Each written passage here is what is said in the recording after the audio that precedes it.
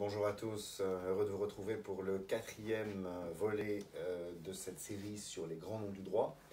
Et aujourd'hui, je vais vous entretenir au sujet d'Hugo Grotius, né en 1583 et décédé en 1645, auteur d'un célèbre De Iure Belli et Pacis Libris Tres Inquibusius Naturae et Gentium Itam Iuris Publici Praesi Pua Explicantur, paru chez Buon à Paris en 1625 et traduit par Barbeyrac en 1724, par un plus simple Le droit de la guerre et de la paix, et que l'on retrouve aujourd'hui en différentes éditions évidemment. Hugo Grotius donc a été considéré dès ses premiers écrits comme l'un des plus grands hommes de l'Europe selon l'expression de Pierre Bayle, ou aussi le père du droit international, ou encore le fondateur du droit naturel moderne. Et il doit évidemment cette réputation à son chef-d'œuvre, Le droit de la guerre et de la paix, considéré comme un des traités juridiques majeurs du dernier millénaire. Alors la vie de Hugues de Groot, comme il s'appelait de son véritable nom, se divise en trois phases. La première période de sa vie le voit gravir les échelons d'une carrière politique prometteuse en Hollande, suivie, après 2 années de prison, d'une décennie d'exil à Paris. Et il devient ensuite ambassadeur de Suède à Paris, en France, donc en 1635. Il meurt par ailleurs à la suite d'un naufrage, mais c'est un épisode sur lequel on ne va pas s'étendre. La deuxième phase de sa vie voit la publication de ses grands écrits juridiques, et à la fin de cette période, on peut estimer que Grotius a été considéré comme un des premiers humanistes de son temps. Et donc, c'est aussi bien en philosophe, en philologue même, et probablement en autodidacte d'ailleurs, qu'il se mit au droit pour devenir avocat à La Haye en 1600, à l'âge de 17 ans, après avoir décroché un doctorat en droit. Donc, le droit qui sera sa préoccupation centrale était aussi celle qui menait aux fonctions politiques. Il devient donc avocat du fisc en 1607, puis pensionnaire de Rotterdam dès 1614 et membre des États de Hollande. Il se trouve donc complètement engagé dans la construction de ce nouvel État, à laquelle il avait par ailleurs déjà contribué idéologiquement en tant qu'historiographe officiel depuis 1601. Il rédige en 1602 un Parallelum Rerum Publicarum, où il démontre la précédence, disons, des provinces unies sur Rome et Athènes, achève l'écriture en 1612 d'un Annales Historiae de Rebus Belgicis, et enfin fait publier en 1610 son Liber de Antiquitate Rei Publicae Batavicae, qui cherche à démontrer, à faire remonter plutôt jusqu'à la plus haute antiquité le régime républicain et patricien de ce pays. Il est à cette époque entraîné dans le conflit politico-religieux qui secoue la jeune République depuis la conclusion de la trêve de 12 ans avec l'Espagne en 1609, et cette même année, la mort, le décès du théologien Arminius, et donc la succession à sa chaire à l'université de Leyde, suscite une querelle entre les États de Hollande. L'autorité civile étant dominée par les régents, partisans d'une religiosité tolérante, et de l'autre les ministres calvinistes, plutôt d'obédience dite précise, menés par l'adversaire du défunt professeur Gomarius. Les arminiens, appelés aussi remontrants, du fait de leur appel à la tolérance, et les contre-remontrants gomaristes s'affrontent à propos de la nomination par les États d'un professeur allemand, Forstius, soupçonné de sociationnisme, Et il s'oppose aussi au sujet du pouvoir suprême en matière religieuse au sein de l'État et de la tenue d'un synode national visant à trancher certains points dogmatiques, dont la question de la prédestination. Alors, du fait de ses fonctions, Grotius est appelé à soutenir la position des États de Hollande, conduit par son mentor Jan van Oldenbarnevelt, et il le fait en défendant la nomination de Forstius dans un écrit de 1613 intitulé Ordinum Hollandiae ac Vestriciae Pietas, qui lui attire les foudres des ministres contre-remontrants. Et son cas s'aggrave encore à leurs yeux après la rédaction en 1614 d'un décret par lequel les États cherchent à imposer la tolérance et la paix religieuse. Grotius approfondit sa position dans un De Imperio Summarum Potestatum Circa Sacra, qui est achevé en 1614, où il affirme comme un point de principe la souveraineté du pouvoir civil en matière religieuse. En défendant la piété et la suprématie des autorités laïques, Grotius livre aussi ses conceptions du droit public hollandais, qu'il développera encore dans sa propre apologie rédigée en 1622. Il publie en 1617 une Defensio Fidei Catholicae de Satisfactione Christi Adversum Faustas Ursinum, n'en jetez plus, qui cherche à mettre les Arméniens à l'abri des accusations de socianisme, en démontrant le rôle essentiel du Christ dans le salut de l'humanité, que sa mort interprétée comme un châtiment a lavé de ses péchés. Donc en se fondant sur ce problème théologique, Grotius est amené à creuser aussi ses conceptions du droit naturel, et encore plus du droit pénal, puisqu'il s'agit d'expliquer comment le châtiment infligé à un innocent est censé absoudre une multitude coupable. Entre-temps, la crise atteint son comble. Elle est tranchée en août 1618 par le coup de force du Stadthuter Maurice d'Orange-Nassau, qui, choisissant les contre-remontrants, fit tomber son rival Obernabernevelt et ses partisans, ouvrant ainsi la voie au synode de Dordrecht l'année suivante. Condamné à la prison perpétuelle après un procès politique qui coûta la tête d'ailleurs à Oldenbarnevelt, Grotius est enfermé dans la forteresse fluviale de Levenstein, où il put du moins rédiger plusieurs ouvrages de droit comme de théologie.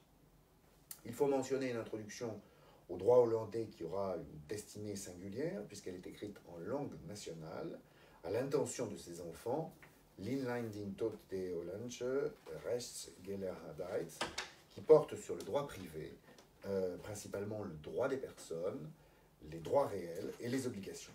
Il s'agit en quelque sorte du premier essai en vue de codifier le droit hollandais, resté jusqu'alors très largement coutumier.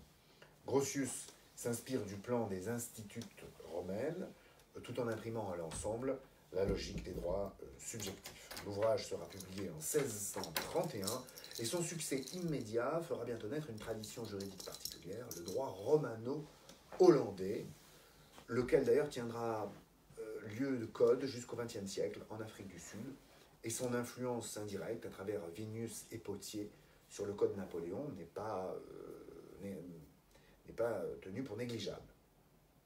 Grotius est aussi, disons, le grand jurisconsulte du genre humain. Après sa spectaculaire évasion de Levenstein dans une caisse de livres, c'est donc particulièrement aventureux, Grotius rédige son chef-d'œuvre internationaliste, le De Iure Belli ac Pacis, publié donc en 1625 à Paris, et dédié à Louis XIII, dit le Juste. Cet ouvrage se compose de 3 livres. Le premier porte avant tout sur la définition et la licéité de la guerre, ainsi que sur les belligérants et les formes de guerre correspondantes. Le second livre porte sur les justes causes de la guerre, quand le troisième s'intéresse aux limites du droit de la guerre et sur le retour à la paix. Grotius puise dans une longue tradition doctrinale de la guerre juste, dont les racines remontent à l'Antiquité. Et il réarticule cette doctrine en transformant en une théorie généralisée des conflits extra-nationaux.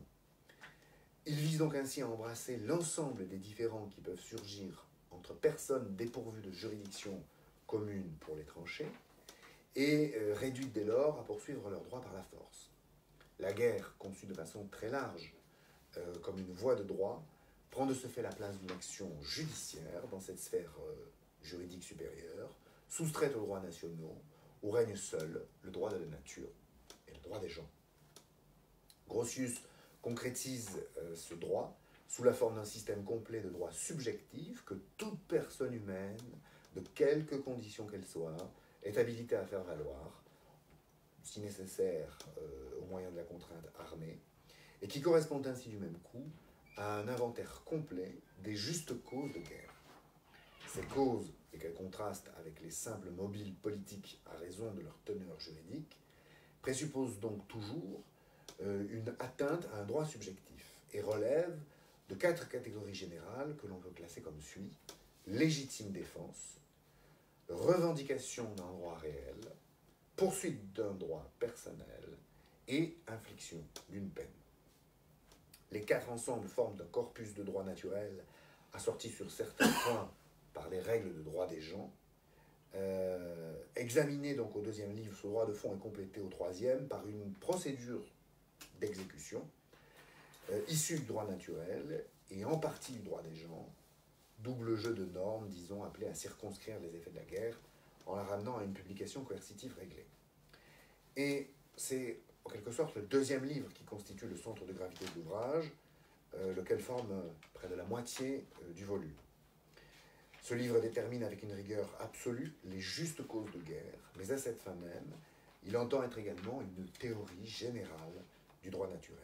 Grotius œuvre donc en législateur et en jurislateur plutôt, sur le plan du droit naturel.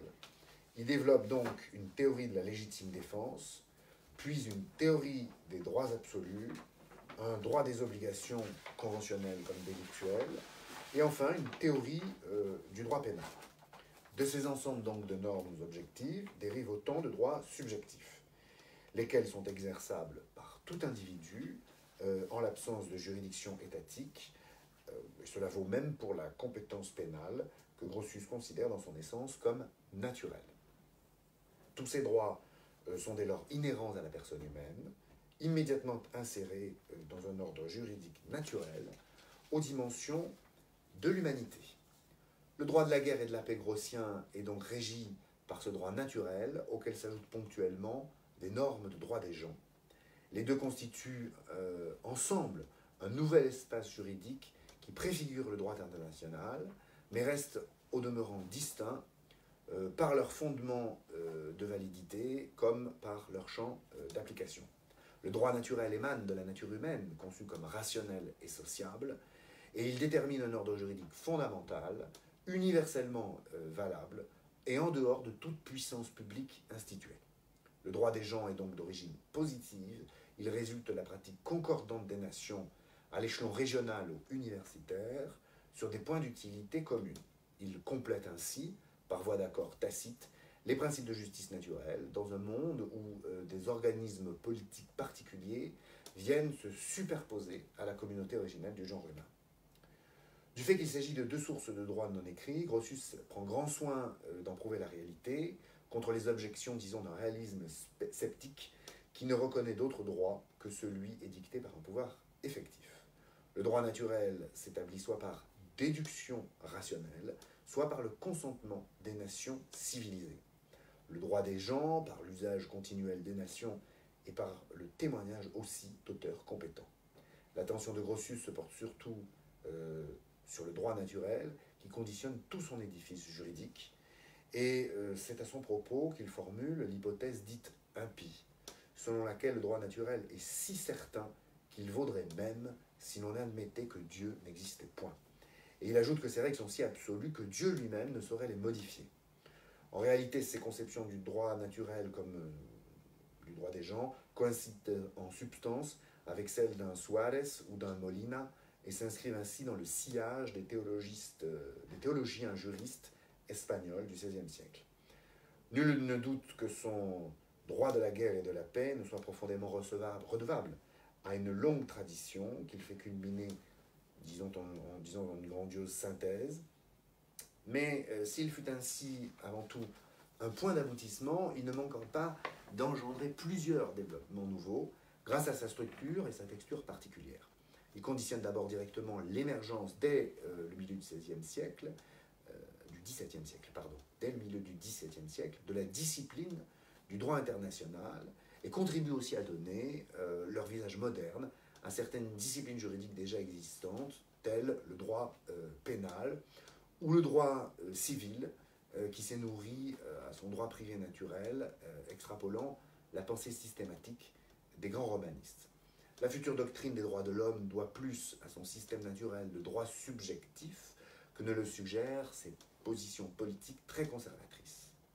Son influence sur la discipline naissante du droit public n'en est pas moins certaine, et ce dernier aspect trouvera à s'épanouir, disons, en une nouvelle philosophie juridique, grâce surtout à Pufendorf, qui fera de Grotius l'initiateur d'une école du droit de la nature et des gens. Enfin, l'influence de son livre fut immense. Les éditions se suivirent par dizaines pendant près d'un siècle et demi. Les annotations et commentaires issus des différentes traductions dont il fit l'objet attestent finalement son actualité persistante jusque, disons, vers la fin de l'Ancien Régime. La traduction française annotée de Barbeyrac le rendit en réalité plus conforme au goût des Lumières au prix d'une déformation à peu près systématique. Cette transfiguration n'a fait que s'amplifier au début du XXe siècle, qu'il a quelque peu instrumentalisé dans ses tentatives de mettre en place un nouvel ordre international. Mais au-delà des mythes, il reste cependant que l'œuvre du jurisconsulte du genre humain, qui était Grotius, comme l'appelait Vico, constitue un majestueux carrefour dans l'histoire de la pensée juridique moderne. Voilà, c'est ainsi que prend fin notre entretien sur Grotius, et je vous retrouverai très bientôt pour un nouveau numéro des Grands Noms du droit. Bonne journée à tous.